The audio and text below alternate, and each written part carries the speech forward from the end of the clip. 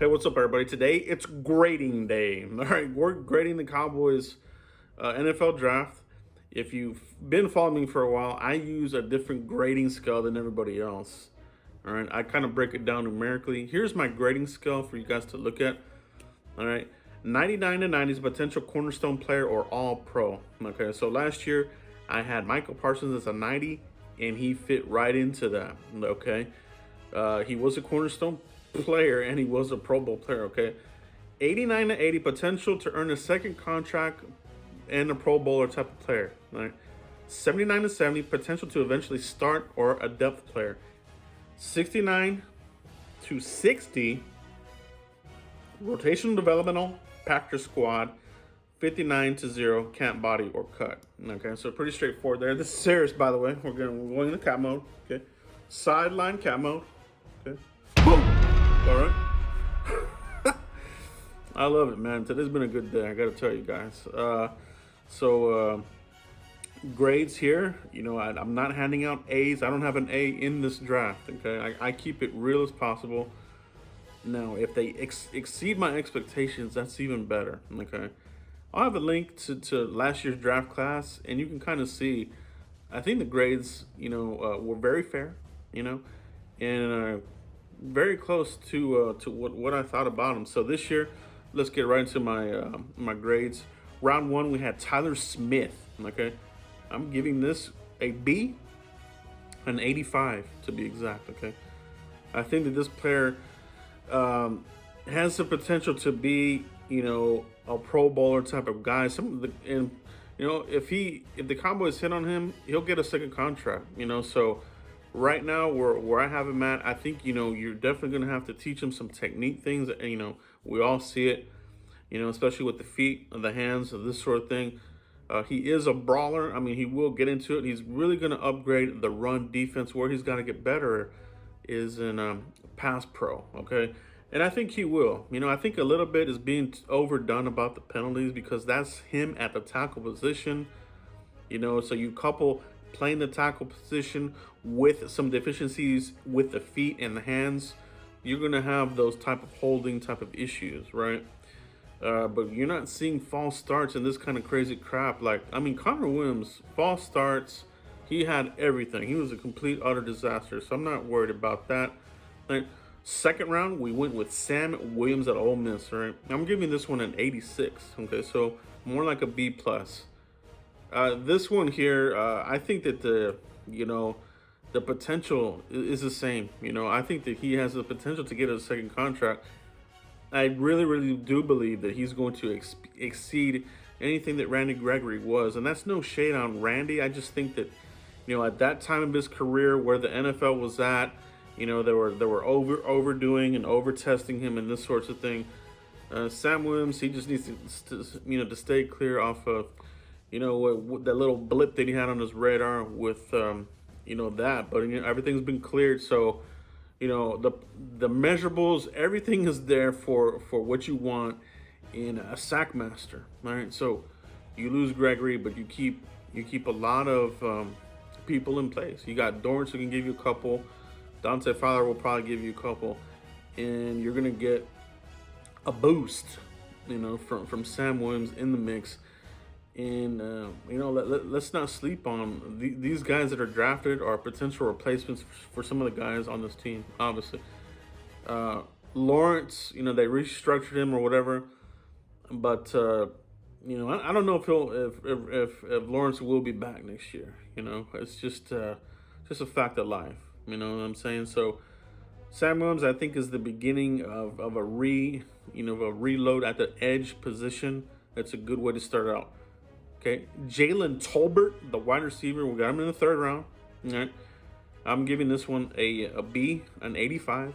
All right, I think this too is a guy that could be a potential Pro Bowler for the Cowboys because he is great. Getting down the field. Right, he's a down the field kind of guy. You can play him on the inside, you can play him on the outside. Versatility.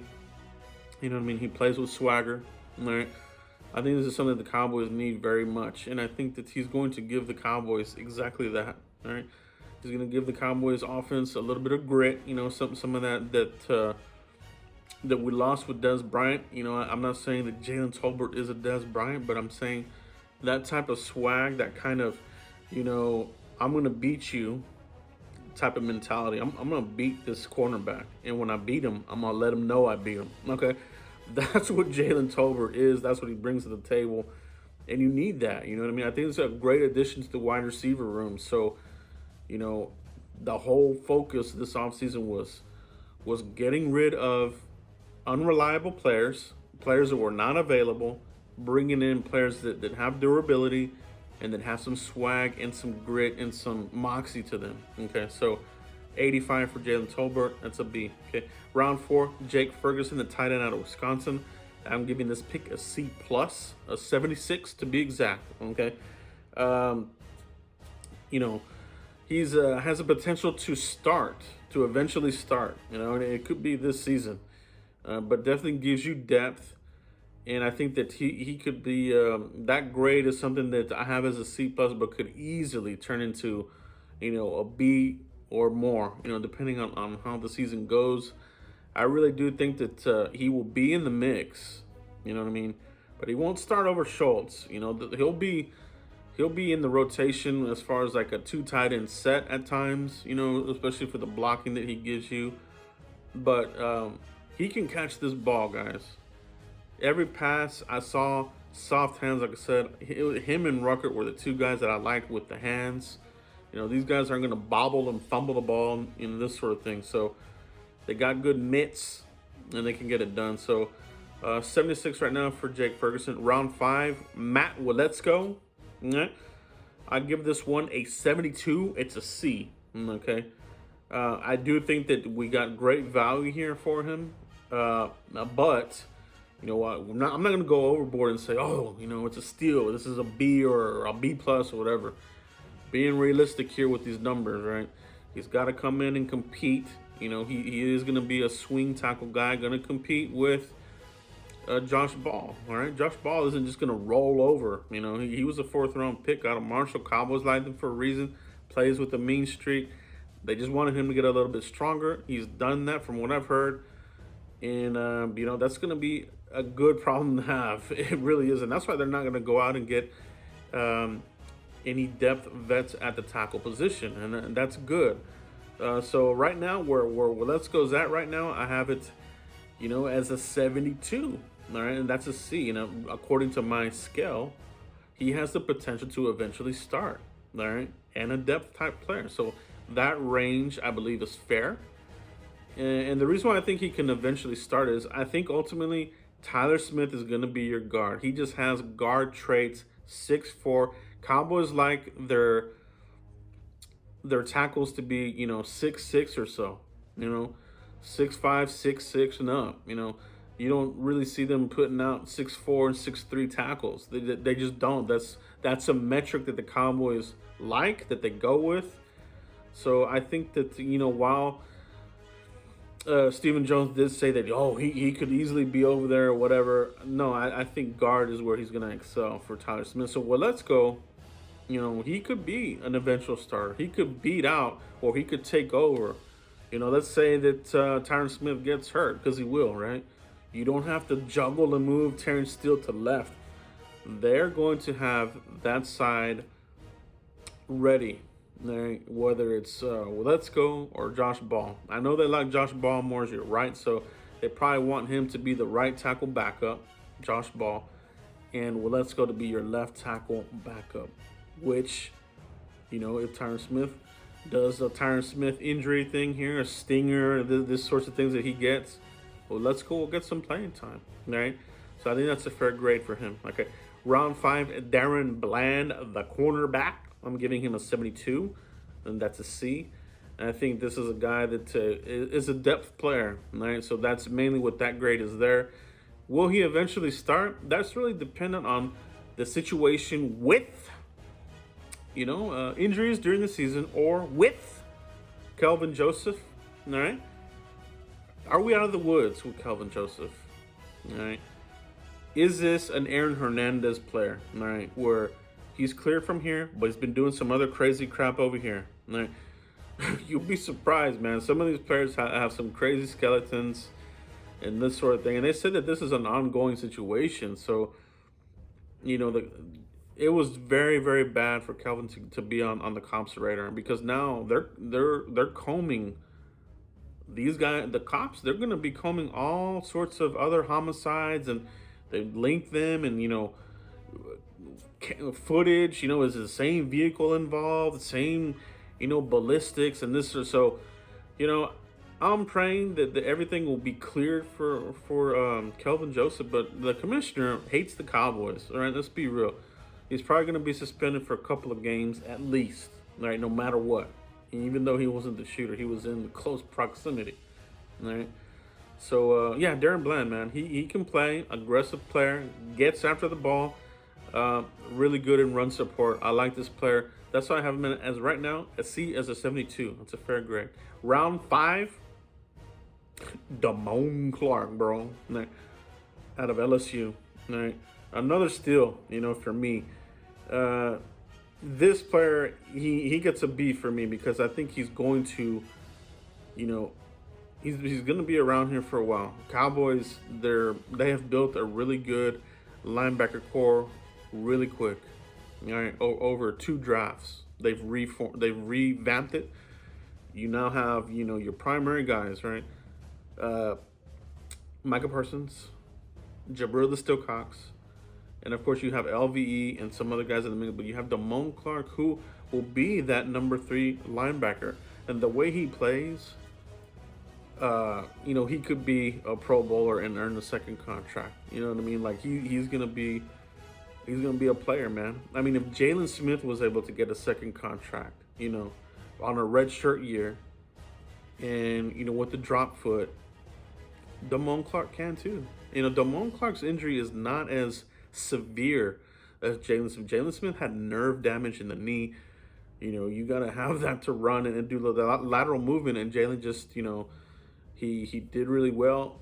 I'm proud of him. I'm proud of what Jalen did to get back on the field. I really am. That's my boy, man. Notre Dame is my team, but Damone Clark, I give him a B as an 80. I think he's gonna be an impact player. Maybe even at the end of the season, but for sure next season. Right. So a B for that. Right. Round 5, John Ridgeway, the big behemoth. Right. This guy's gonna be an immediate impact. So a B for me.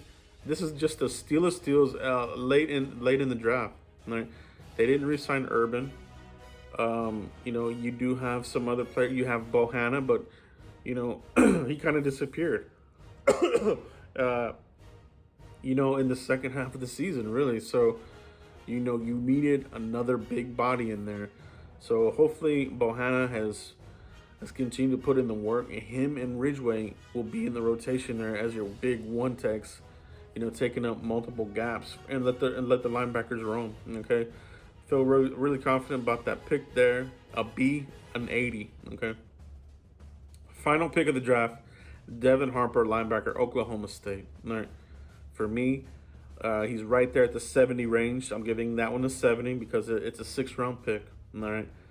Your really late round pick guys, there are no guarantees. You know what I mean? Sometimes these guys get cut. We saw Simi Fehoko get cut, snuck him back on the practice squad, and then he eventually got onto the 55 roster. So, Devin Harper, I know John Fossil pounded the table for him. They like him as a special teamer, a gunner. So he'll make his mark on the team here. He's going to have the opportunity to battle out with some of the other linebackers and other depth, DBs to earn that final spot through special teams. Right. So I'm giving him a C, a 70. And that's a depth person. And could he eventually start? Probably not eventually start, but he could probably be in the rotation. You know what I mean? But a depth guy. They're going to need depth at linebacker. So he was on the cusp for me. He's one of those fringe type of, guys that can be like a D to a C type of grade. Right? So those are all of my grades. The final grade for this draft class is a 78, which is a C+. Okay. I think it's fair. I think it's absolutely on par with with, you know, you're going from the first round all the way down. You know, it's just not realistic to be round 1 through 6 B pluses all the way up and down, or A's, B's, and or whatever. You know what I mean? Look at my grading scale. Here it is again. You know, it is this is how I grade them. You know what I mean? It's a realistic grading scale, and you know, I do like this grading scale. Like I said, go back and check out last year's grades for what I gave the team, and I think it's on par. I think they were very fair grades. So I like this draft class, guys. Overall, it is a C plus. I think it's a strong draft class. You know, it's very hard for any team to realistically have an A plus draft class. I mean, it really is. You know what I mean? Because there's just to me, to get an A plus draft class, like, all of your picks are going to be starters, Pro Bowlers, this kind of crap. So super rare. Realistically, just that's not realistic. So if you see, like, you know, some of the major media, or, you know, other creators, like, oh, this is an A or an A plus draft class for the Cowboys, that just isn't realistic. I think the realistic grade for this draft class is anywhere from, you know, a C to, you know, like a B plus at the very most. You know what I mean? So I like this draft class. I think we're gonna get a lot of contributors out of this, and Cowboys Super Bowl aspirations are back, baby. Let me know what you guys think. I'll catch you for the next one. Peace.